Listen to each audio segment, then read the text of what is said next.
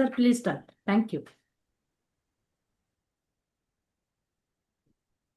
Samir sir, please start. You can unmute yourself. Thank you. Samir sir, please unmute yourself. Yeah. So Namaskar, we request Dr. Sanjay and Dr. Amol to begin. Namaskar. Welcome to this program of MAHAIAP. Really a very promising program of MAHAIAP, I'll say. We arrange many academic programs in the month, more than 6, 7. But this is a very good program as far as from MAHAIAP platform is concerned. And we got a huge response because the concept by our visionary leader, Dr. Samir Dalwai, we can see he's contesting for the presidential post CIP, and we can see his vision right now before becoming the president, and he's going to be the president next year, coming year. So many programs were arranged. This is the 5th program in the line. The first one was about the how to enjoy the practice, the art and science of practice. We started with our senior pediatrician, Dr. Y.K. Amdekar sir, and it was a great success and everybody enjoyed that particular program. The second was whether to go for the private practice, solo practice, group practice, or work in the institution. Again, so many faculties like Gupta sir joined the program, and it was a huge success. The third was about the whether we are level this female, as far as the female pediatricians are concerned, whether we are doing the level playing field, as far as, because they are in they have to do the lot of work other than the practice and still maintain the practice. It's very difficult, and how they are managing, and so many stalwarts like Swati Bhave madam were program, and I will say with the pride that Najma Heptullah madam was there in that particular program. So again, we got a very good insight from that program. And the last one was about AI. So what is importance of AI in the pediatrician's practice? So again, one more insight as far as the tech savvy, and the word SMART, the T stands for the tech savvy. So that part is also covered. And today's very important program, that is how to manage money. Nowadays doctors are concerned means they are only restricted to the practice. They know only how to practice, how to earn the money. But today from the expert panelists, we are going to know how to manage that particular money. Because at the end of the day, in the previous last 10, 5, 15 years, and before 15 years, right from here, we were thinking about just go settle your practice and earn the money. You're not interested in anything. You don't know about anything about anything. Rather, you think yourself you cannot do that particular thing. That particular thing is very difficult for you. It is rather very confusing, very scary. But after this panelists will expert opinions, we'll come to know. Rather, in the recent era, the new pediatrician who are joining, they are very well versed with this financial aspect. Rather, the new people who are coming, they believe how to enjoy the life with the practice and how to manage the money. But people like us who are practicing from so many years, from the panelists, we are definitely going to help from the panelists expert opinion, so that we learn from tomorrow. Let's manage our money well. So thank you for all the panelists who have joined today. I welcome you all on the MAHAIAP platform, and over to you, Samir sir. Thank you. Thank you so much. Amol, you are going to wait at the end. Otherwise, you are never there.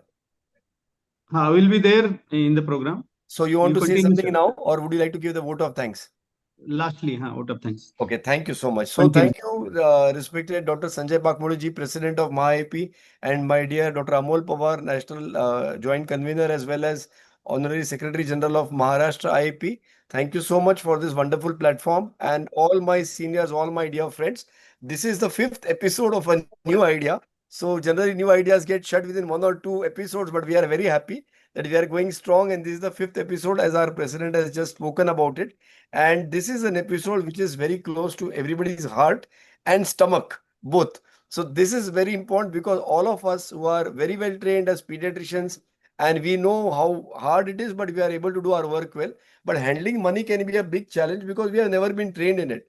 And some of us find these financial terms also very boring. What is market? What is equity, etc., etc. And that's why we wanted to bring up this topic as a basic topic where we can all explain and understand what these terms mean. And as our smart pediatrician experts are there to help us. And before we go to this topic, and I'd like to introduce all our speakers today. But I'm very, very happy and proud that we have a very special guest who has joined us today. And her name is Miss Priti Rathi Gupta. And a big round of applause for her to begin with, before I even introduce what she does. She comes from a very illustrious family banking background from the Rathi family. She was ex-managing director there. She is an alumnus of the Harvard Business School, and she has a wonderful work behind her, that she is the founder of LXME, which is a platform which she has designed, and she'll tell us more about it, especially to give financial empowerment, a platform for women, for ladies, which aims to empower ladies to build their financial planning acumen and invest seamlessly through the LXME platform. And what a lovely name as well. So she is passionate about creating a positive social impact and bridging the gender gap. And madam, you will be very happy to know we had a session on this 2 episodes back where Mrs. Najma Hiptullah and all our seniors were there. So one reason for being very happy for your accepting our invitation is we would like you to address all of us, but also our lady pediatricians with your platform. And we would like you to share in the chat box some details, because this is just an eye opener for our pediatricians. They can get in touch with any of the speakers later on for further details. So thank you so much once again. And we are very grateful to you to come to IIP platform.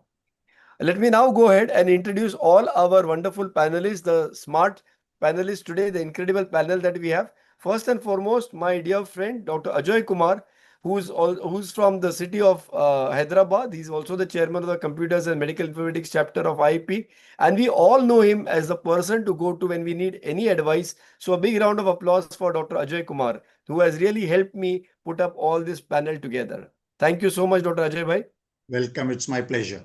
Thank you so much. Next, I go to my dear friend, Dr. Manish Gupta, who's from Jaipur Golden Hospital, but he's the man with the golden touch when it comes to the share market. And Manish bhai has been forever trying to get me to invest in the share market. But me having a whatever little poor knowledge of this thing, hopefully after this, Manish bhai, I will join you.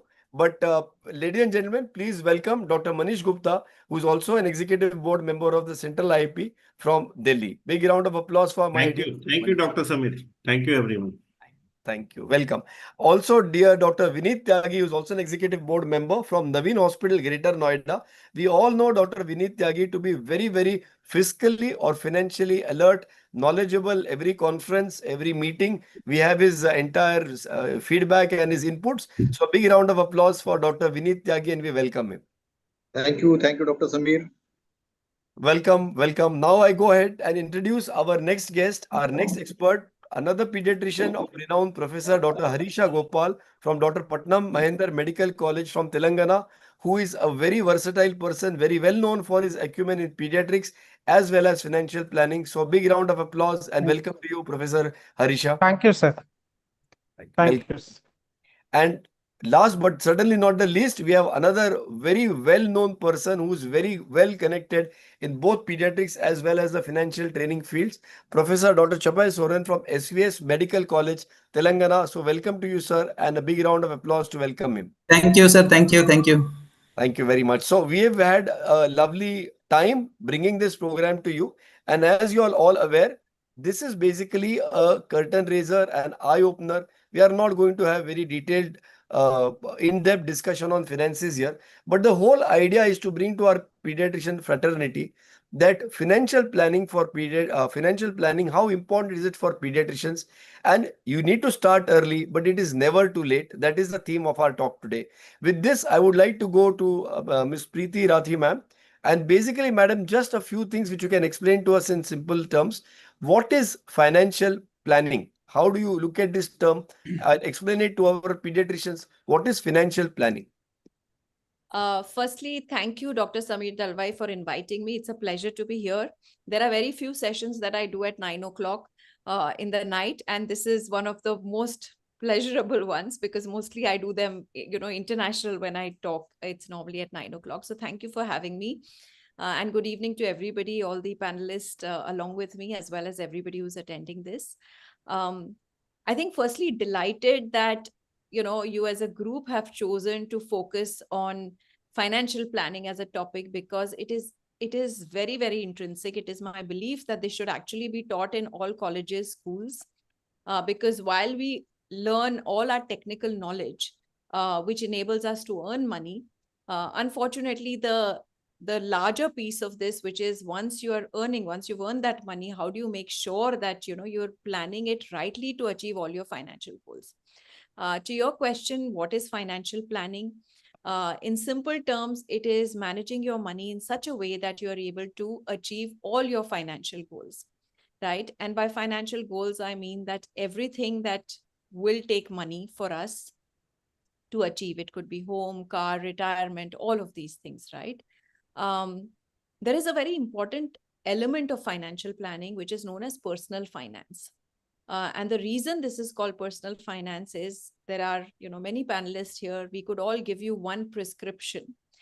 Like as a doctor, you would give a prescription and you would personalize it to your patient. Similarly, in finance, you have to personalize your financial planning to yourself, because we all come with different, different earnings, different responsibilities, different liabilities, different aspirations, different life goals.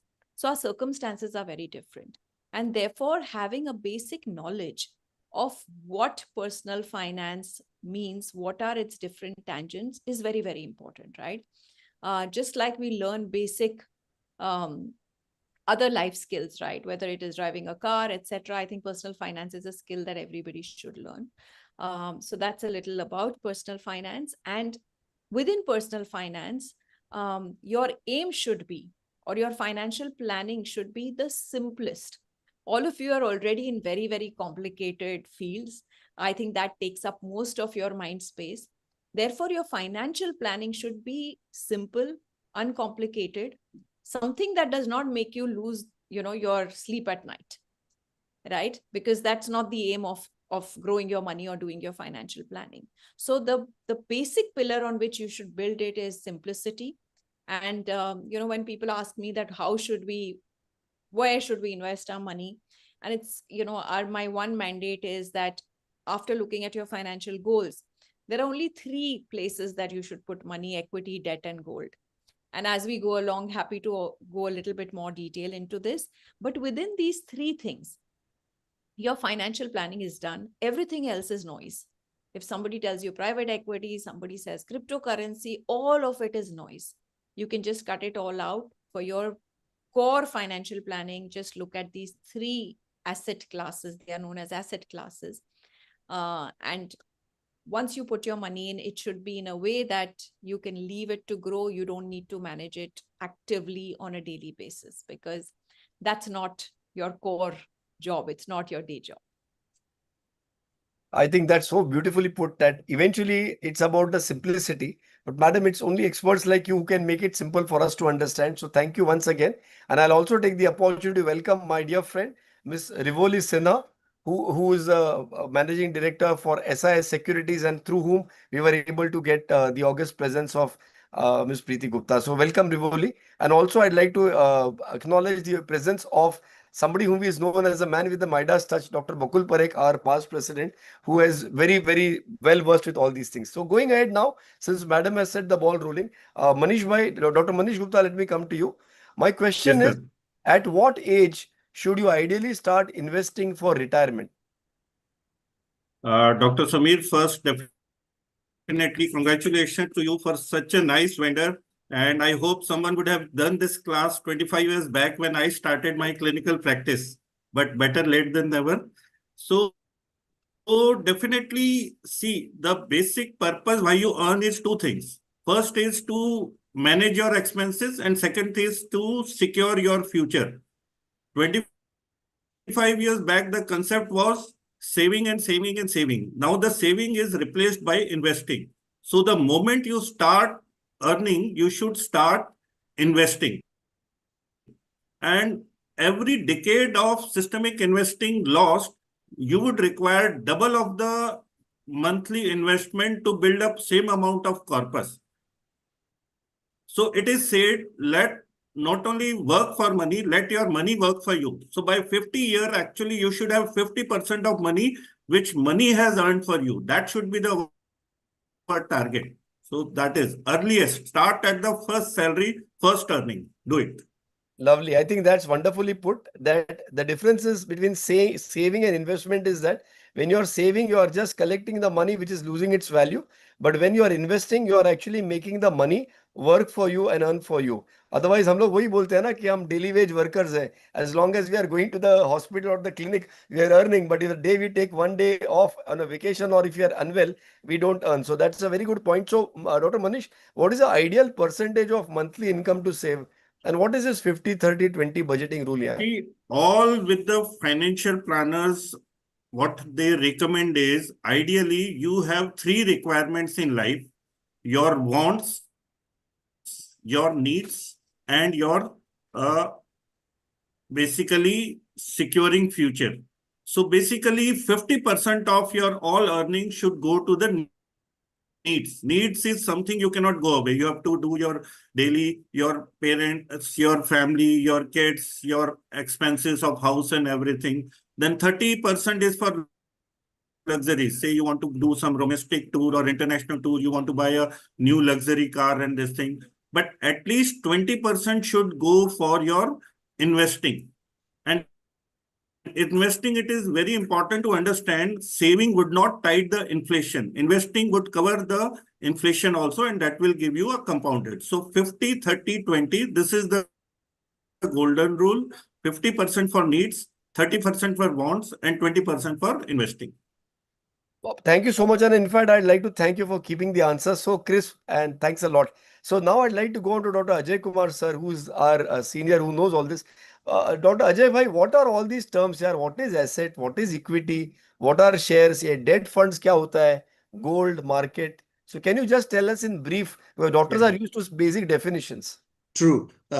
See, as we have got in the mall to go in the market to buy our household items, in the investment world, or now we call it financial markets, we have got various asset classes or various financial instruments where we can put our money and try to grow it over a period of time. So already Madam has said, Priti Madam, that you have to restrict only for few of them because the things are now changing. So I have got a small mnemonic for our participants: GRED. G is for gold, and RE is for real estate, maybe a REIT and an InvIT, not actually a tangible land. And also D is for debt funds, and probably E is for equity or stocks. So stocks and equity is same. So these are the some of the available for us. People who have got advanced knowledge, they go for commodity, they go for currency. But in India, the wide market is open now for doctors who are really analytical people to learn this life skill of personal finance management and try to put the money for good use. And our aim is to be self-reliant, learn very fast. Personal finance management is not a rocket science. It's a 7th grade subject, as I always tell to all the participants. Simplest, Madam has already said that, make it very simple. KISS. KISS means keep it simple strategy. Don't complicate it. Yeah. Absolutely. So how would you still tell us what is equity, what are shares, what is debt funds? Well, equity is like become a owner of the company. Whenever the company needs money, they come to the public in the form of a initial public offer, and it's a primary market, and we all apply. And then if you are allotted, you become a owner of the company. Otherwise, after the company shares get listed in the stock exchange, the world's one of the best stock exchanges are in our country, like National Stock Exchange or Bombay Stock Exchange, they become available to anybody to buy and sell between us only, between retailers to retailers. That is a equity or share or stock. Debt funds are nothing but like it's like a fixed deposits, right? You go put in the corporate deposit, or you do a government securities, you go to money market. These are all known as debt funds. And gold, nowadays people are talking about non-jewelry gold investment. like in digital or paper gold, not actually the physical gold or tangible gold. And then real estate, we have already said, now youngsters are going towards non-real estate investments, and these are the three things which we have to focus on: debt funds, stocks, and gold. That too, digital gold or paper gold. All right. Thank you so much again. Thanks for keeping it crisp. I'd like to now go to Dr. Vineet Tyagi, sir, and ask him. So, Vineet bhai, we have heard about the other assets, but one very common term is mutual funds and SIPs, etc. So, what are those? SIP basically is a short form of a word that is systemic investment plan. It is usually used for investing in mutual funds in a very small tranches and on a regular basis. Samir bhai, as we know that nowadays it's a world of too much of stress. We have stress from 1,000 ways. And I always tell my close circles, my friends, as well as the people who I talk to, that if you want to avoid a premature RIP, that is rest in peace, then you have to have a very important word, that is SIP, that is sleep in peace. So if you don't have stress of investing and you want to sleep in peace, then you go for SIP. SIP actually takes away lots of things which are bad in investment, which we call as behavioral biases of humans, which leads to a lot of wrong decision making in investments and causes a lot of stress. So to take away these biases, we won't go into detail of these biases because that's a different topic altogether. But a very important bias which is taken care of by SIP, very important one, is confirmation bias. And what does SIP gives us? SIP gives us, most important thing is discipline, which is a very, very important factor in investing. And that is the most missing factor in investing by the retailers. And the individual investor actually lose money because of indiscipline more than the wrong decision. So it gives you discipline, it gives you courage for or a method of regular investment. Okay, it leads to rupee cost averaging. One thing you have bought at 100, then you bought at 50, then you bought at 70. So it averages out over a period of time. Okay, and it gives, because in SIP you invest on a regular basis, you don't withdraw, you don't see SIP on a daily basis. There is a takeaway of loss aversion bias. So you keep investing for a longer duration and you are invested in an instrument for a longer duration of time. So it gives you the benefit of compounding as well. And with advent of new types of SIPs, there is a lot of flexibility. Multiple products in SIPs are available across the market. So the flexibility is also very important benefit of SIP. So it's a very good instrument of methodology to start with investing for youngsters as well as at any age. So if you don't want to, after every patient in the OPD, you don't want to check the share market, then you better go for SIP. Better go for SIP. And while you are on the rounds in the ICU, your heart doesn't need to go dag dag dag dag. Abhi round ke baad kya padne milega. So you don't have to actually see SIP. You don't have to watch it. Samir sir, Ajay bhai, just a sentence. SIP is remember, it is a type of investment, not an investment instrument. Many people say, I want to do SIP.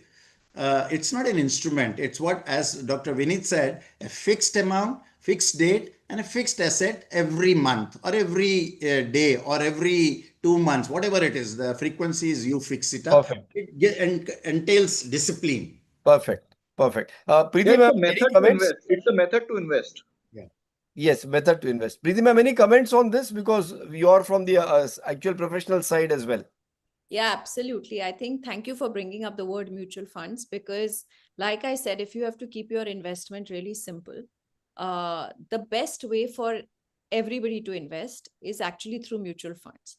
And for those who may not know what mutual funds are, typically there is an expert who pulls in money from people and uses their expertise, his or her expertise, to actually diversify your investments across many it could be, if it's an equity fund, it will be across many stocks. If it is a debt fund, it will be across many debt instruments. Now, a classic example, and this is, I mean, today, I think while growing up, we were taught continuously, do not put all your eggs in one basket, right? And mutual fund is the classic way of avoiding that, because even if you invest, by the way, the minimum amount of investment in a mutual fund can be as low as 100 rupees per month, right? And even within that 100 rupees, if you've invested in an equity fund, it's actually distributed across 20 to 30 different stocks. So your risk is diversified, right? And there is an expert who actually takes the call, because this is their 24-hour job to understand and study companies. And their aim is to give you a better return than probably the index, right? And typically, if you look at it, I think a lot of people ask me that, how do I choose stocks, etc. And I'm going to just share some statistics on this, that only 5% people who invest in direct stocks or share markets, it could be Indian stocks, it could be international stocks, only 5% people actually get a return better than the index, which is your BSE or the Sensex, right? And to be in that 5%, not only do you need huge amounts of time to study your stocks, to go over them, but also some amount of luck, right? Therefore, it's just easier to be amongst the 95%. And mutual funds over a long-term period have consistently given you an alpha, which is a higher return than the index, right? So it's just, it's not rocket science. It's very simple. Therefore, it's a done deal that if you have to invest, keep it simple. Mutual funds are the best way to invest.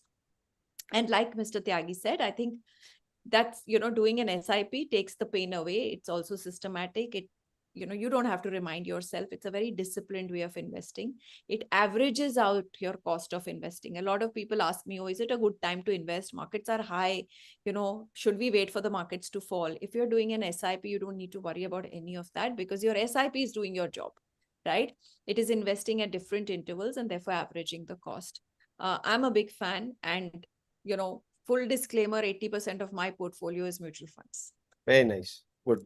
Thank you so much. And we'd like these kind of tips as well from you. So I'll move ahead now to another colleague of ours. And Dr. Soren, we've already spoken about diversification within mutual funds part of it. But overall, what is diversification in investments, and what is it and why is it important? Can you explain to our viewers?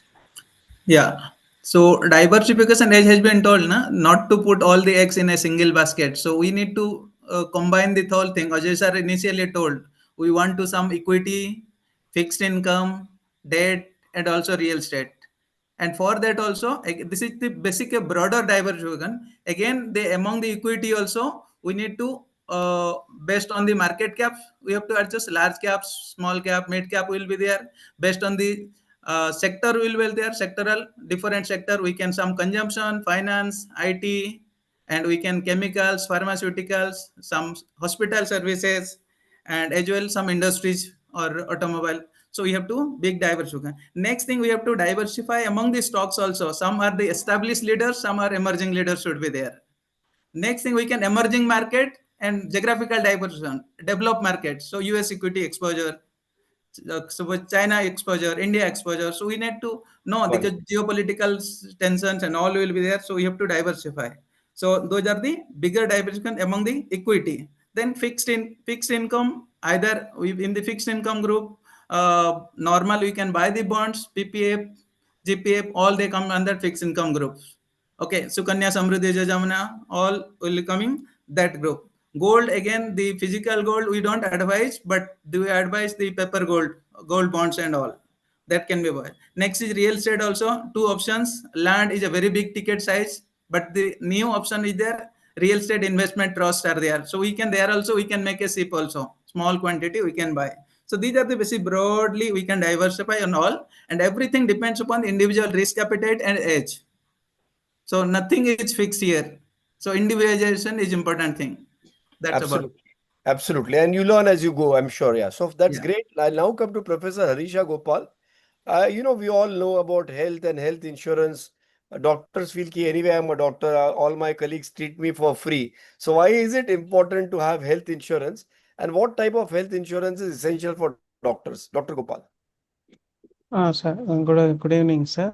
Because all doctors, irrespective of how talent they are, should have a health insurance because of three reasons. First reason is because they spend a lot of hours seeing patients from morning till night. They are stressed out. So they get lifestyle diseases very soon. Okay, if they're seeing more than 50 cases, so pakka hypertension, diabetes will be there along their journey. That is point number one. Point number two, if any of the family members get any illness, they have to spend money from their own pocket, even if they are on doctor for the diseases which they cannot treat. So for the family, you have to buy a health insurance also. And third thing, because of the rising hospitalization cost, you need to buy a good health insurance. Now, which is a best health insurance? It has got many factors, but broadly, you should select a health insurance which covers majority of the hospitals around your house. Second, you should not have any co-pay. Third, you should not have any sub limits. So what do you mean by sub limit is, for example, if you have 10 lakhs insurance, they should not give only 2 lakhs for MI or 3 lakhs for cancer. How much ever it is required hospital bill, they should give. And fourth thing is, they should cover all the daycare and other modern day procedures. And if possible, they should have a restore facility. And there are many other minor factors, but broadly, we should cover these many things. Thank you, sir. Thank you so much, sir. I don't intend to trouble you, but if possible, just put quickly those points in the chat box while the other participants are speaking, because this is available as a recording, but our viewers would like to hear that. So Yes, I sir. think, yeah, thank you so Sure, much. sir. Right. So now when we talk about health and we talked about health emergencies, so we always have some emergencies or the other. And Dr. Vineet, are you around? So I have a question for you, Vineet bhai. What does the Dr. Vineet? Yeah. So, people always talk that you should have an emergency fund, cover, and how many months of expenses should it include? Because we were all used to our mother keeping that little bit of currency in those old boxes, and then God knows how many of those got during demonetization. It was not really of use. But in a more modern way, how would you explain about emergency fund cover, and how many months of expenses should one cover for? Samir bhai, keeping an emergency fund is also a very important part of financial planning. Financial planning doesn't mean that you just have to look at the investment part. As already told, insurance, investment, and diversification of asset class, they are all part of financial planning. Similarly, having a corpus for emergency fund is also part of financial planning. In general, it is said from financial planner to financial planner, this thing from country to country can change.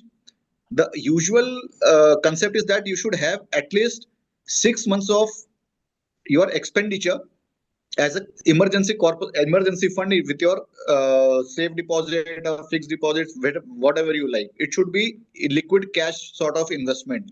Not necessarily you have to have cash. You can have it in liquid funds. You can have it in day or two, very small durations, fixed deposits, any form. But you should keep that fund separately. It should not be touched.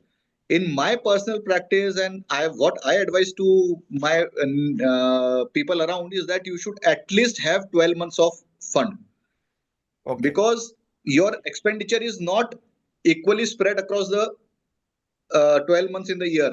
Festival time, other times, expenditure differs. So you have a calculation of 12 months expenditure, and this expenditure should include everything. Your all expenses, the expenditure leading to your EMIs, your day-to-day living, your spendings, your lifestyle, everything, food, everything, schooling, everything. It should not be just you take what the cash that you are spending. It's not like that. This amount should include the complete expenditure apart from investments that you do in 12 months of period. Last 12 months, what you have done, you should keep it with you for next 12 months. So this is what I think should be the right way to do it. I'd like to have the ladies' opinion on this as well. Dr. Priti ma'am, what do you think about this? And practically, could you give us some examples where you have heard of somebody who had a problem like this? So absolutely. So I think like Dr. Tyagi said, while we plan for the future, we also have to plan for anything that may just come up upon us, right? And to plan for an emergency, you need two things. First of all, you definitely need a health insurance, right? Because if tomorrow, if there's a medical emergency, and especially I think the profession that you are on, the practice is put on hold, etc., it is important that the health insurance takes care of all your expenses on, say, a medical emergency, right? Similarly, you need to create an emergency fund. And I think for most of you, like Dr. Tyagi said, because typically we say that if it is not a fixed income that you get every month, it's best to plan for at least 12 months of your expenses and all your expenses, right? That means that tomorrow, if something happens for whatever reasons, we have another epidemic, God forbid, never, but who knows what life holds, right? Then you should be able to, you should be at peace that at least the next 12 months of your lifestyle and expenses are taken care of, right? It's actually the most critical part of your financial planning, because when you do, and in fact, when people start their financial planning, we ask them to, there are 3 important steps that they have to begin with. First is definitely take a, health insurance. That's the first thing you should do, because that's the risk cover. Because once you start your investing journey, the health cover or the Mediclaim actually ensures that you're not breaking that investment journey. The second is to create an emergency fund, which is about 8 to 12 months of your living expenses. And same, at minute you finish your, create your emergency fund from your savings, start your retirement planning. And a lot of people ask us that why retirement planning so early, but the earlier you start, the richer you retire, right? These 3 are crucial goals in your financial planning that every person must have. And like Dr. Tyagi said, in an emergency, where should your emergency fund be kept? I think a very important part of financial planning is understanding inflation, right? Because inflation is that one thing that actually reduces the value of your money. A lot of people feel it's fine if our money is in savings bank account, if it's in fixed deposits, it's growing, it's safely kept away. And we don't want to invest in something like equities because we don't understand. But what you've done is actually taken a risk already, because you've already taken the risk of the value of your money reducing. Because if your money does not grow more than inflation, you've actually started to lose your money. And that means all your money put together. Of course, we should have some money in fixed deposit, some in savings account, but not all your money, right? While creating an emergency fund, you have to keep it in a place where your money at least grows more than a savings bank account, because one, you may need it tomorrow or you may never need it, right? So that money should also not just be lying idle. Keep it in a place where you can access it immediately. So we also recommend that 10% of it, you should actually keep it in your savings bank account, and 90% should go into what is known as liquid funds. Or there's also another option, which is arbitrage fund, where your returns are locked in. There is no risk you're taking in your money in the short term. So definitely have an emergency fund. I think having an emergency fund allows you to sleep peacefully at night. Thank you. I think you've put it very, very nicely. Thank you. I'm going to go again to Professor Harisha. And I recollect a discussion with Ajoy when I told him that my father says the only thing to save money is to buy property. So Dr. Gopal, sir, I'd like to ask you, is it a good idea to keep buying property? What are home loans? And what is the rule of thumb for home loan EMI as a percentage of monthly income? Sir, a home loan should be taken only for the home which you're going to stay, not for as an investment. Point number 1. Point number 2, how much My to dad won't be invest? very happy to hear that, but I'll tell him. Okay, sir. And point number 2, how much percentage of home loan you should take based on the EMI? There are 3 rules, sir. First is the income rule. You should, as a based on the income rule, safe zone is 25 to 30% of the monthly net income. You should not go, and the absolute upper ceiling is 40%, because the banks will not approve more than that. The second rule is a household budget rule, where EMI of all the loans, that includes home, car, personal loan, should not exceed 40 to 45% of your net income, in which the home loan should be the major EMI of the home loan, household budget. And the third rule is your advance expert rule. What this rule says that if you have not planned your retirement and your children's education fund is not yet secure, then your EMI should be less than 25%. So overall, if you see all these three rules, it will tell you not to cross more than 30% of your monthly net home take pay. So please remember, only for your house you stay and not more than 30% of your monthly net income. 1 lakh is your income, not more than 30,000 as your monthly EMI. What if it is more than that? Don't pay or postpone the home loan purchasing. Thank you, sir. Wonderful. And Preeti ma'am has raised her hand, and I also have a question. Would it be a good idea to buy a hospital or a clinic and consider that as an investment? But you have something else to say as well. Yeah, I actually, given that we've been in this field and we monitor all asset classes, I think I come with a very sort of strong data-backed, sort of advice to say that real estate investment should be restricted to the house that you live in. If you want to build a hospital, clinic, etc., all of that, right? But I think real estate as an investment, if you look at, I just spoke about inflation. If you look at the last 20 years data, real estate has given you a return of maybe 4 or 5%, right? But the reason we like to put money in real estate and gold is because it's a money memory. Just like we have muscle memory, it's a money memory, because our parents and our grandparents, they didn't have any other avenue. So all the money went into real estate and gold.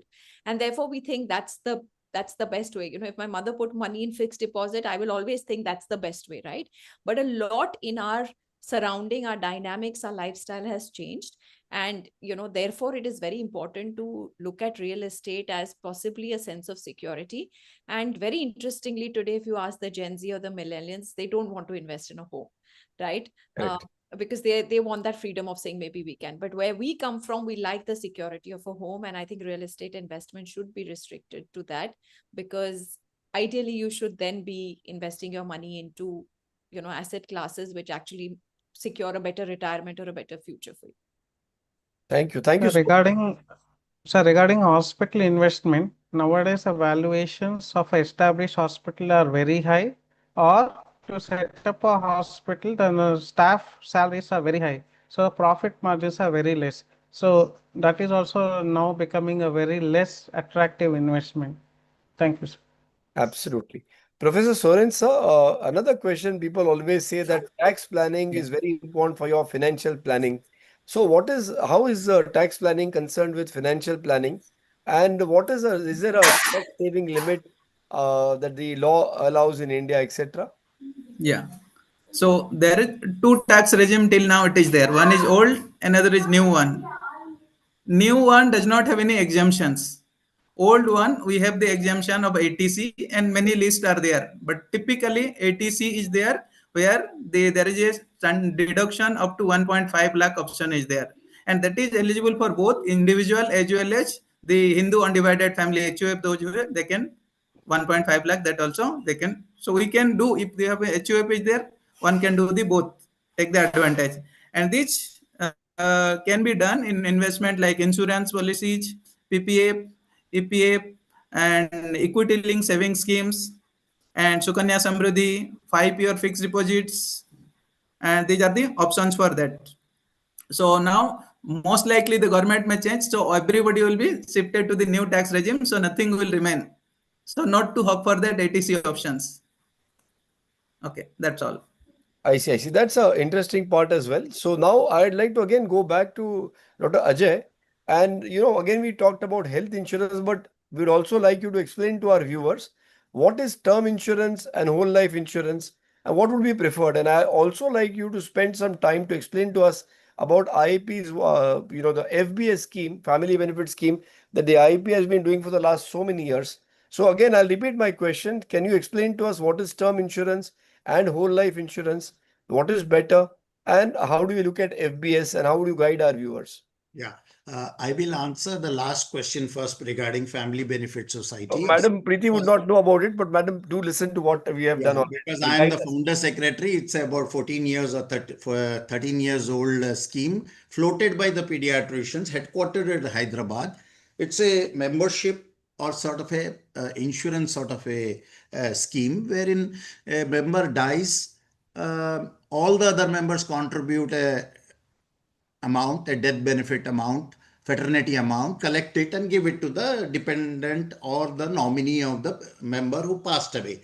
Today we are having about 2,500 to 2,800 members, and we are paying roughly about 10 lakhs to the nominee of the member who's passing away. So it's one of the cheapest insurance cover for the professionals available, especially for Indian Academy of Pediatrics member who are life members or associate members. And I urge everybody who's not a member, especially the youngster, because the joining fees is very, very low. The more old or age you become, the slab rate for joining becomes more, and it comes once in a year, one bill which is not more than 5,000 to 10,000 rupees, which is really good. And over a lifetime, if you see 25 years is the compulsory membership, you don't pay even 2 lakhs, but you are straight away getting about 10 to 15 lakhs, and it's increasing every year. So this is family benefits scheme, and it's definitely a very efficient, very cheap, and very good, and no questions asked, no medical certification, no health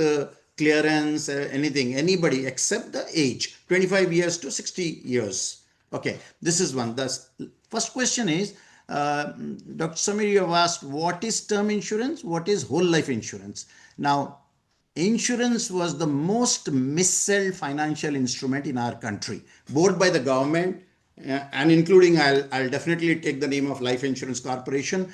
I was chipcawed about 6 insurances in my clinic by my patients, relatives, my people who I can't say no. And I landed up saying in a very good investment avenue or an instrument. And please today take home message from me, return all the life insurance policies which you're having, just close it and keep only one insurance which is known as term life insurance, not even whole life insurance. Whole life insurance, term life insurance, simple. The fundamental difference is term life insurance, you insure your life so that your dependents get the money when you're not there. Suddenly you go away. So you insure, say, your child rearing period right up to 60 years, say probably, or 65, those who want to do it for till 70 years. After that, the life insurance is not necessary because your children are grown up and they're gone somewhere. Your parents are also probably not there, or even if they are there, they have got their own, by the time you can take care of without having a insurance backup. So that is life term insurance. And the cost of this is so beautiful and dramatic. You won't believe, Dr. Samila and other participants, for 1 crore, you have to pay just few thousand, maybe 5,000 or 10,000. But same thing if you go for the whole lifetime, they canvas you saying that you will get a money back policy, you got an endowment policy, you will get back some amount after 20 years, 30 years. This is all humbug. This is all not to be believed, and please do not entertain this. Just surrender them and continue to keep the life policy, the whole life policy, which is known as term policy. And the policy expires the day the person dies. And always remember, the insurance is an expense, not an investment. We think insurance is investment. It is not. So put it in your expenses and use it as a expenses strategy, and only for your dependent who are there till you're alive. After that, you don't need to have it. So your premium is very low cost insurance. I hope I'm clear. Yes, absolutely. Thank you so much. And there are some questions about how to join FBS. Dr. Rashmi was asking, so I have asked her to speak with you about it. Dr. Manish, sir, Dr. Manish Gupta, what is an index fund? That's another term that I was always confused with. Index fund, and what is the benefit of investing in an index fund? Samir bhai, index fund in last decade has very much grown, and it is a beautiful product. It is just like a driverless car basically, and you don't have a risk of any accident. You don't need brake or something. Basically, if you see, suppose Nifty 50 index fund, what it does is simply a computer copies the 50 stocks of Nifty index, Nifty 50 index, and just invest equal proportion as the Nifty 50 is made by it. So it is basically a passive fund compared to an active mutual fund, which actually the fund manager chooses the different stocks, 50, 70 odd stocks we have to invest. And the good thing is, in the index fund, the expense ratio is only 0.1 to 0.3%, compared to 1 to 2% in the active mutual fund. And over the period, 80% of the active mutual fund actually don't beat the returns by the index fund.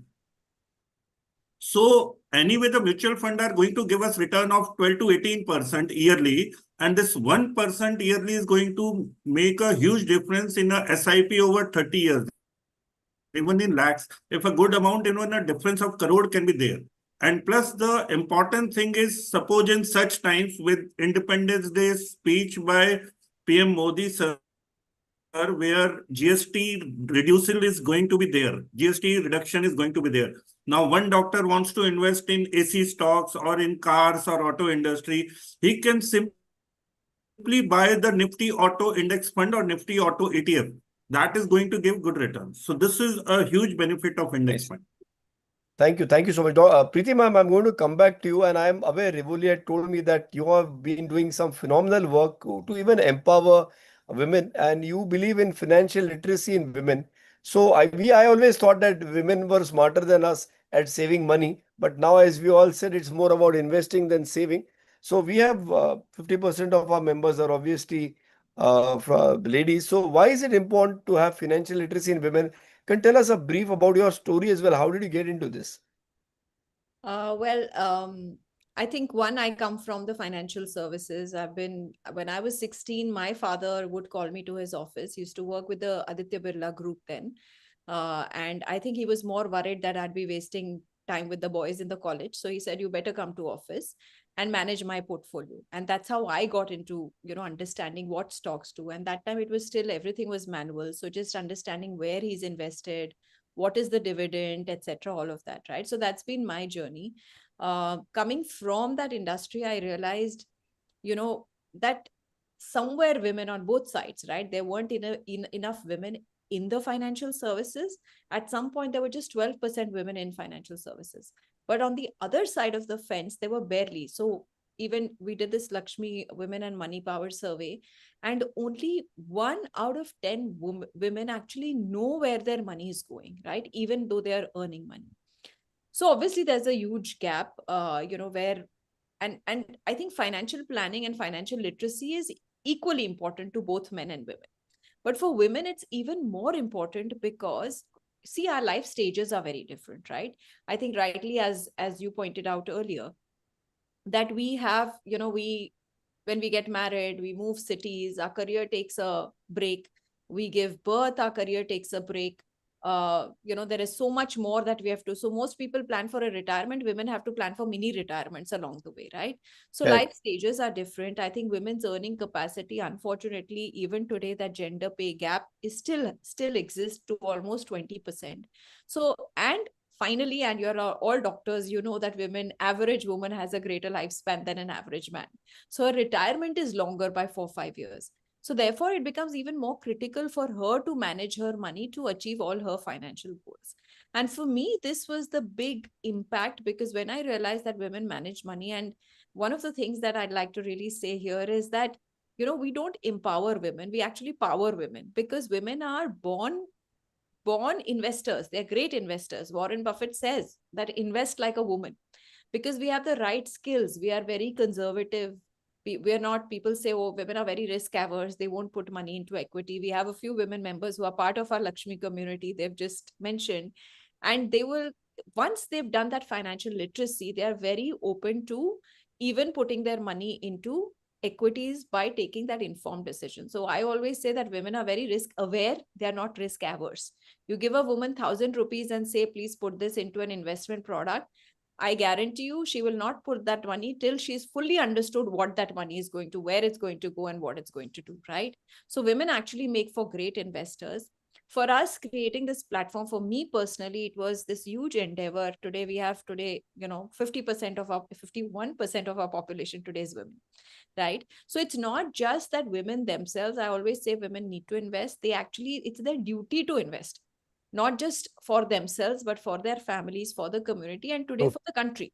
Because when women actually invest their money and grow their money, we are looking at almost $2 trillion of wealth being created in our country. So don't we owe it to our country, right? That was the whole purpose of And the reason it's called Lakshmi is, of course, because we all pray to the goddess Lakshmi. But as women, we think we are not good enough. And I think that's the myth that we want to break. Correct. We want to bring home to women that they're great investors and they can do it. And that's why we've created a platform which is suited. Money management is a behavioral science. It is not a mathematical science. Kya baat hai? Build a platform that suits the behavior of women and how they interact with money. So that's a little bit about Lakshmi and why women should invest. Fabulous, fabulous. I think if you put in the details, we'll be very happy for our members to. Yeah. Ajay sir, anything? I'll add Madam's presentation words. I fully agree with you what you are saying, but my additional data point is all the studies across the world, not only in India, has proven that women are better money managers. Yeah. And why? Two important reasons they've dug out. One, they are very cautious, as you said. They are not going to get influenced by the advertisers, distributors, or sellers, mis-sellers, or whatever. They look and dig deep to find out, is my money going to be safe or not? Whereas they don't have, and you already said emotional. They are not emotional with money. They may be emotional generally with us, but they are not emotional with the money. And this is what point I like to tell all our IIP members and women members on behalf of Samir sir, that women make better money managers, better investors, and already they do it. Our household, what to buy, what to do, how to see, and that's I endorse. Thank you. So I'm just adding to what Dr. Ajoy said, that there are stats, like he said today, if you look at the returns by women fund managers, they're about 1 to 1.5% higher than male fund managers. Wow. We run a very large wealth management platform in Anand Rathi. We have women relationship managers and we have men relationship managers. Our women relationship managers actually have been able to create larger AUMs Wow. because their understanding of the customer or the client is so perceptive. Right. Agreed. So I think it's important to now tell women that you can do it. I think because of lack of time, we put it away, ki koi aur kar lega, husband, brother, father. But it's very important now. And one point I want to also mention today in our country, the number of, the dynamics of our society are changing. We've seen COVID, we've seen so many things in our lifetime, right? But the number of single women in our country is very rapidly increasing, whether it is by choice or anything else. Today, we have 70 million single women in our country. That is equivalent to the population of Great Britain or Germany. Wow. And it's important for them to take charge of their money because they have to manage their financial goals on their own and they have to navigate it on their own. There are also, Samir bhai, 3 women fund managers. One is Devina Mehra. She is the first stock exchange broker. Can you beat it? And it was not now, it was way back. And then Pujita madam is there, Sina. Then there is Amisha Vora. These are the fund managers. I've never heard of a women fund manager who is doing so well, as madam said, 25,000 crore. Wow. Actually, I think Radhika Gupta is one of the leading Yeah. ones of Edelweiss.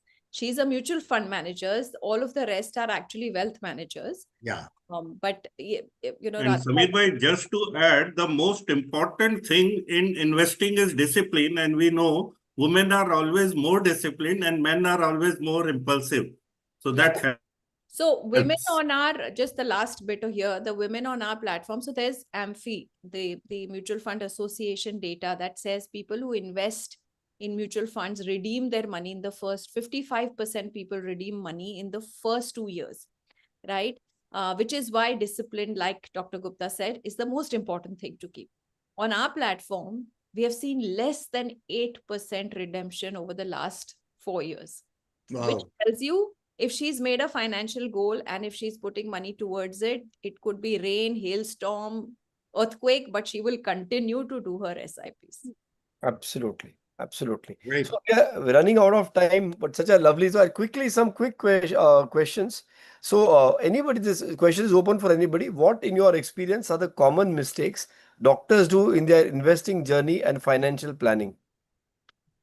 I think one madam just now said, if you are investing in mutual fund, 85% of them quit by 2 to 3 years, which is very sad, because in mutual fund to compound or grow, it takes at least 7 years, average investment period. That's one mistake.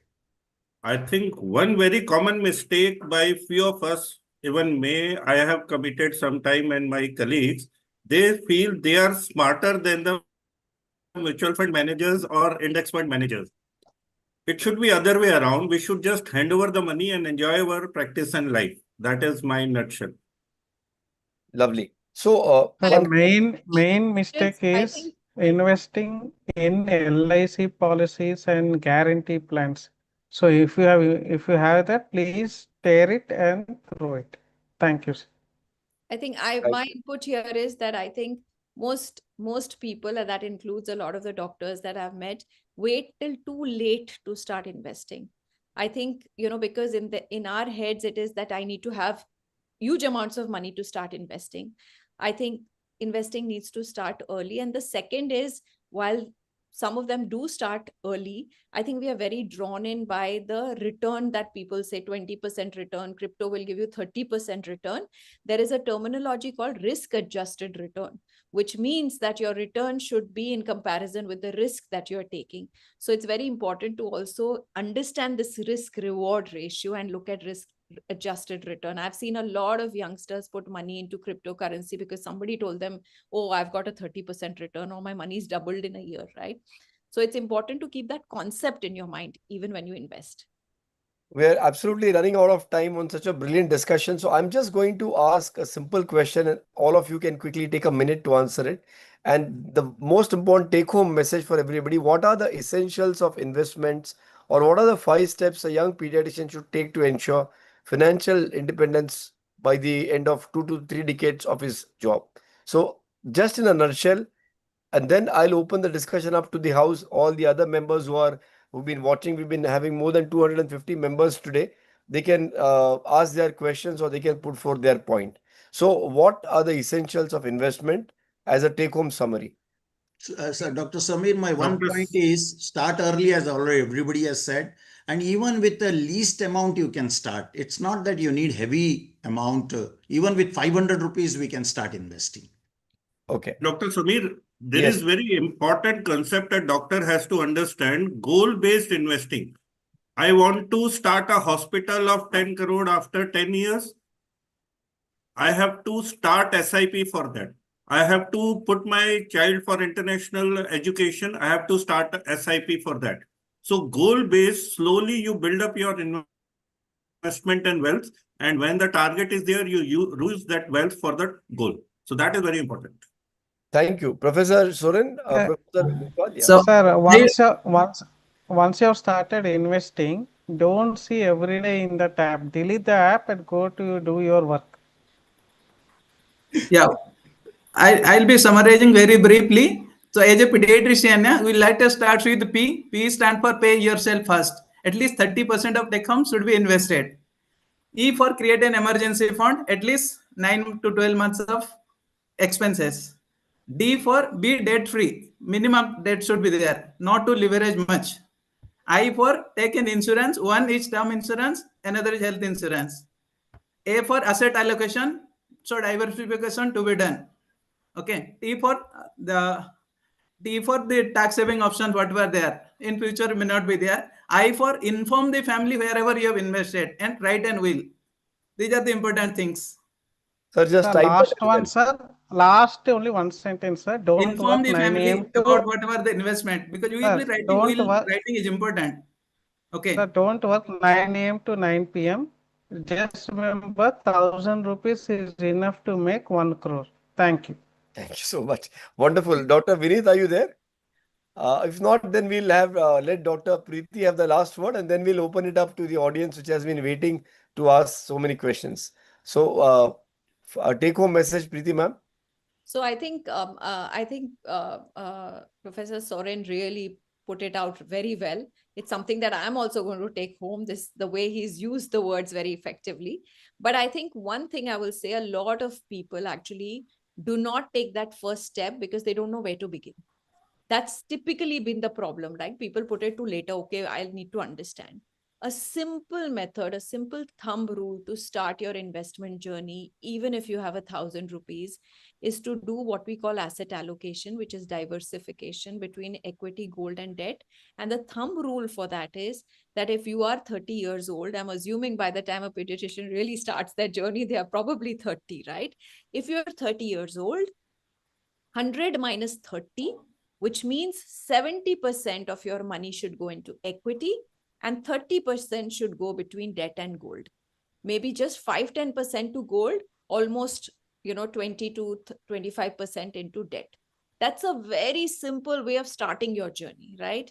So begin today, begin now by using just this one thumb rule. And once you start investing, you'll want to learn more, you'll need to know more, but don't lose out these first few golden years of investing. Lovely, The lovely. That's first amazing. probably should be open a demat account at least and link it with your savings bank. At least, I mean, those who have not done it. Okay, all right. So many of our members are asking for these details, but let me tell you that this entire podcast will be available on the MAHAIAP platform, and I'll share the link with you, and all of you can go back, revisit it, and watch it again. But meanwhile, now we've come to the end of the session. Before I thank our guests and I invite Dr. Amol to give the vote of thanks, I'm going to open the show to everybody who's attending so far. Please feel free to open, unmute yourself and to start your video. And you can ask our experts any questions you want. You can just say your name and the question whom you would like the person to answer. And Dr. Samir, before we end, I'll Yes. like to say that we hold financial fitness boot camps on our LXME app. In an hour, you will actually understand in a very simple manner the whole idea of investing. We call it financial fitness boot camps. Like you do fitness boot camps, this is a financial fitness boot camp without jargon, simple, and you actually can start your investing journey. So I would welcome everybody to do these sessions whenever we do them on the app. They are free. You can attend because our aim is to create absolute simple jargon-free literacy. No, so I'm here to tell us how to get there. We didn't. How do I go to that boot camp? So I have actually posted on the chat box. There is a link to download the app. If you look at the chat box, the app, we are called LXME, LXME. We have a website as well. So if you just click on the link, it'll get you there. Okay. If you don't mind, some of our viewers have joined now. If you could just guide that. The app is primarily for women, but men can come and invest. They can attend sessions occasionally, not always, but women definitely. And we have a community which is only safe for women. So only women can attend. Be part of the community. All right. So I hope everybody heard the link to get there. It's the app that you have to download. And madam, if you may be kind enough to share, because some of our members have joined now. So that's it. I'd request everybody to open their videos and ask any questions to the experts or any comments you have. And then I'll thank the guests and we'll call it a day. There were lots of questions in the chat box. If anybody... So we have answered most of them typed only. Okay. So that's lovely then. Any comments from anybody, or shall we hand it over to Dr. Sanjay and Dr. Amol?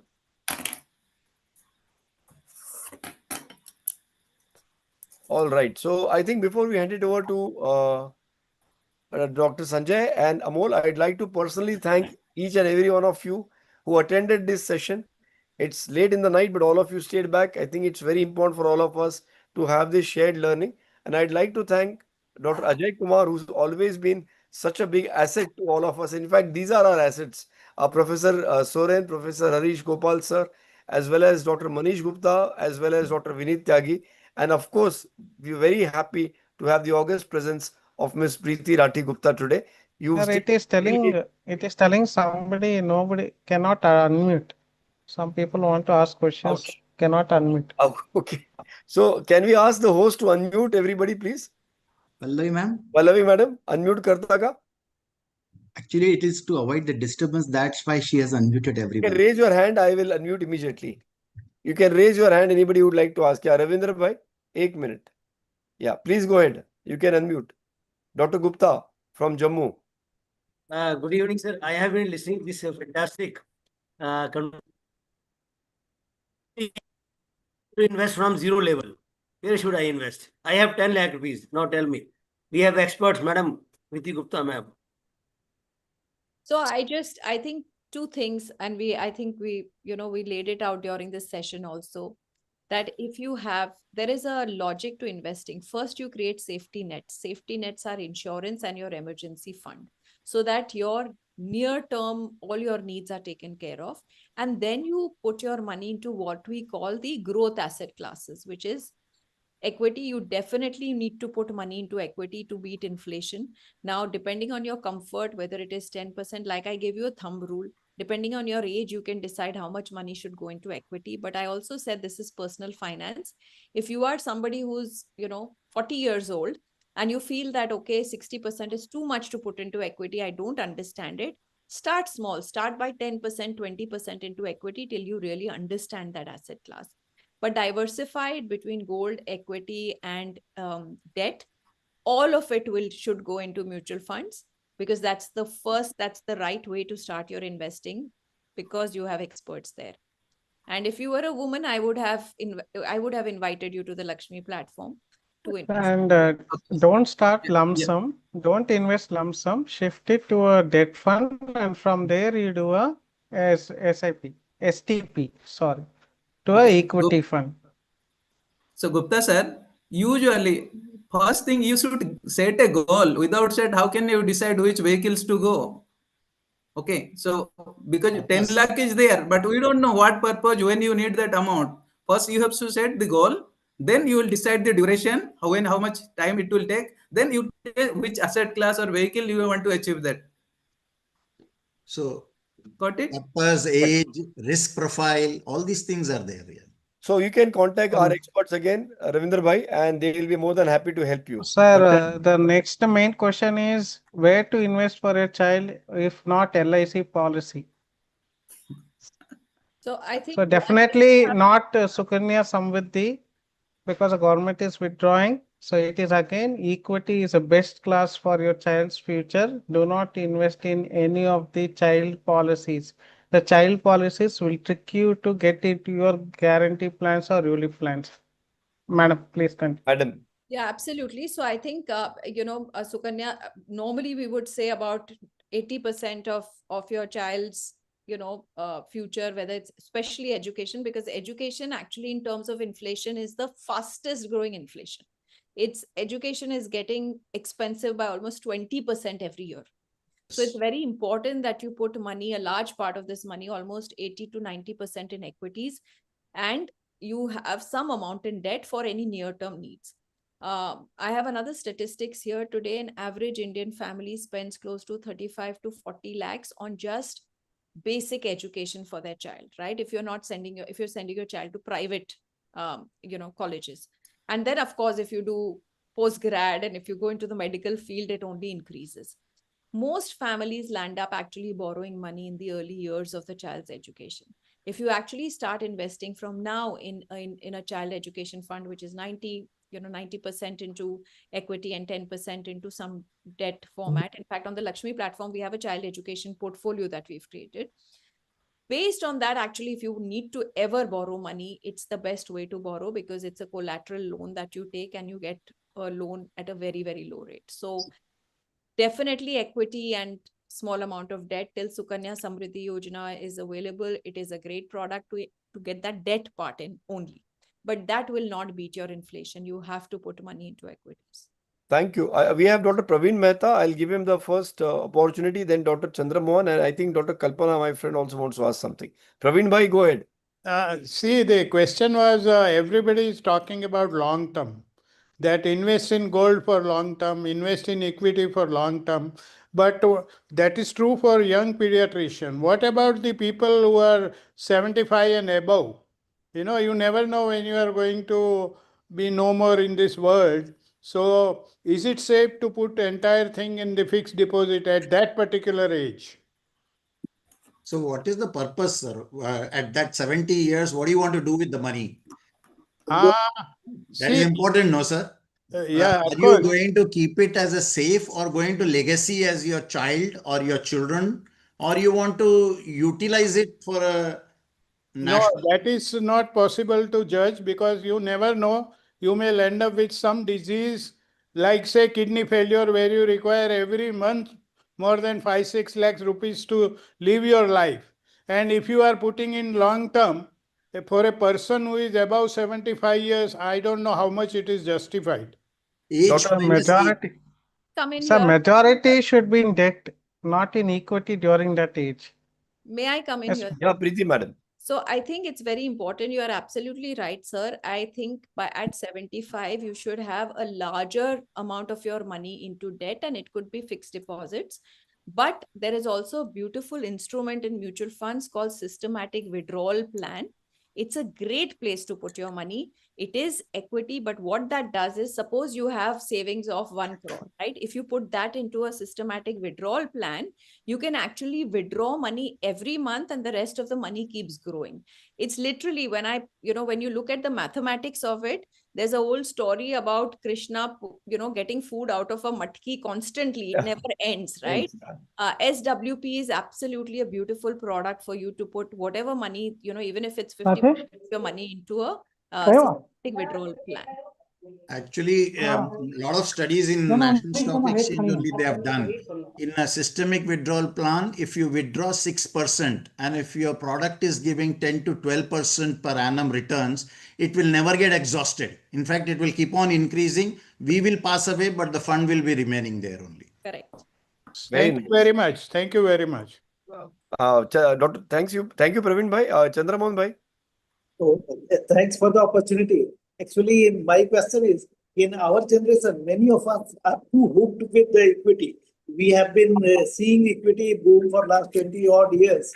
So whenever that 100 minus is, so remaining part that we are either going with the gold or with the real estate. So what we are, rather we are not investing in the debt equipments, taking that this is even not meeting the inflation. So what proportion must be kept in debt? So I would recommend using the thumb rule, but applying and personalizing that thumb rule. So for example, if you are at an age where you don't have too many responsibilities, you can put even 80% into equities, right? So that's called personalization. But if you have dependents, if you have responsibilities, children's responsibilities, then you should actually keep some amount in debt to make sure that that financial goal in the near term, if there is anything coming up, meets, right? Thumb rule is a great way to begin that journey, but personalizing it and saying, okay, tomorrow, if your daughter or your son is going to go for higher education and you may need money in the next 2 years, then that money should not be kept in equities. It should be kept in debt, because you definitely don't want, that money it should be capital protected wherever it is, so that you don't have to worry about any, volatility market taking away any of that capital protection. So, and if you don't, if you feel there is nothing in the near term, the next 4 or 5 years, you may still keep about 70% in equity and only 30%, but it is very important to keep money in debt, because debt is actually your shock absorber for the near term. And that is how you should look at debt. There is a question everybody is asking: how much should be the retirement corpus, where we can, live? So we haven't touched that at all. Samir bhai has not asked. Please go ahead. It's a big subject, but anyway, there is a thumb rule, as madam has said. There is a formula. If you at the age of retirement, your monthly expenses is about 2 lakhs or 3 lakhs, just multiply by the number of years you are expected to survive. Say 85 years. So 65 to 85, 20 years, multiply by 20, your monthly expenses. Or there is another formula, monthly expenses multiply by 200 or 300, depends upon the months you are going to need that amount of money, and put that corpus in a fund which gives you a fairly good appreciation, inflation beating, tax efficient, and systemic withdrawal plan. I think it's very important. You can also just go and use a retirement calculator. Yeah. It's very important to use it, because you may think that you are spending 2 lakhs right now, and therefore at the age of 65, 70 also you will need 2 lakhs, but you have to take into account inflation. What may be 2 lakhs today, after 30 years will actually be almost 8 lakhs, right? So use a calculator. It just makes it easier. It'll ask you what are your current expenses, what is your age, what age you want to retire, what do you think is, lifespan? Suppose you want your retirement fund to extend up to 100 years, it'll actually tell you the corpus that you require. And a lot of calculators will also tell you where to invest. At least the LXME calculator will also tell you how much to invest every month or lump sum at one go to achieve that goal. And I can tell you that the retirement calculator is the most aha moment for most people. I think we don't realize, we feel retirement is something that we will, that corpus we will collect money, we will save. But when we use that calculator, sometimes it shakes us that, okay, that's the money I need. Awesome. It is estimated that 7 crores about for doctors, about 10 crores is an average figure. Most of the metros, Bombay must be more. But if you have a corpus of around 5 to 7 crores, that should give you 10% and that will last for 20 to 30 years. One figure also says that 50 to 60 years, you need 10 years annual earnings in your account. Yeah. There are so many formulas. Madam has already said calculators are there. Correct. Thank you. Dr. Kalpana from UAE, our NRI participant. Any questions? Yes. Very good session. Thanks to everyone. 3 quick points. My first burning question on ETFs. I just want to, in short, understand about ETFs because there's a lot of talk on it. And second is, I think we need another session on retirement planning, as most of us, not most, but me, might be thinking of that. And thirdly, I think this is a very important subject that you as a president can incorporate in the curriculum for our children who are studying medicine, because we had to literally find our own way as we got along. So just not to feel that we missed the boat, one more session on retirement planning from financial point of view. So ETFs. Dr. Samir, you should have one agenda of having a financial literacy chapter of Central IIT. Absolutely. There's so much enthusiasm there. So You should think of this is that. just the beginning. This is just the beginning. Sapna After madam, December, we'll ETFs enter are into there. that. It's a big topic. Already 2 talks are there in our YouTube channel, and it was very elaborately done and simple to understand. I think it requires an hour of teaching ETF. So please go So through. I think we should take it up as an action plan as well, because along with academics, all these things are also very important. So we'll look into that. Also, retirement planning with Excel and calculators in detailed session is there in our YouTube channel, sir. Please go to it. Definitely. Please put the link, sir. I think for the benefit of just answering that question, because I don't think you want anybody to go to sleep wondering now I have to wait for the next session for ETF. I think it's fairly simple. I explain mutual funds to you. Typically, mutual funds, you can invest into the mutual fund at any point, any time, but all these mutual funds are also traded on the exchange, all these funds, and they are known as ETFs. ETF, the full form is exchange traded fund. Now, in most countries, ETFs are the best way to invest because there's a lot of liquidity. But in India, unfortunately, we still don't have that much liquidity and therefore, when you go to sell, your demand and supply may affect the pricing of whatever you want to sell or buy. So even today in India, mutual funds are a better way to invest. As the market grows, ETFs will become far more cost-efficient way to invest. 3 points you have to do for ETF selection. It should be liquid, extreme volume should be trading every day, and it should have low expense ratio and tracking error should be less. I think these are all little deeper subject. We will not say, but it should be, first thing is volumes. Yeah. Select a ETF which has got highest volume. Yeah, but I would still recommend if you're just starting your investment journey, I think ETFs is not the first place to go to invest, not in India. Ms. Priti Rathi Gupta is also on Instagram, both with her own account as well as with Lakshmi, which is spelled as LXMI.